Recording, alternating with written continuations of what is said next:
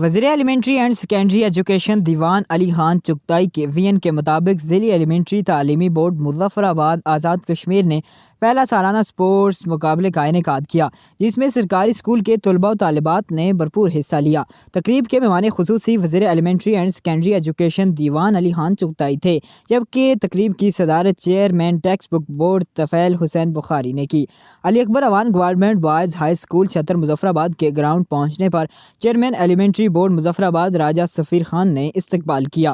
تقریب سے گفتگو کرتے ہوئے وزیر ایلیمنٹری اینڈ سیکنڈری ایجوکیشن دیوان علی خان چغتائی نے کہا ہے کہ چیئرمین ایلیمنٹری بورڈ راجہ سفیر خان اور ان کی پوری ٹیم کو مبارکباد پیش کرتا ہوں کہ انہوں نے اتنا اچھا کھیل کا پروگرام منعقد کروایا، اور اس کا واضح ثبوت ہے کہ جن بچوں نے کھیل میں حصہ لیا اور جن بچوں نے باہر بیٹھ کر اپنے اسکول کے بچوں کی حوصلہ افزائی کی، انہوں نے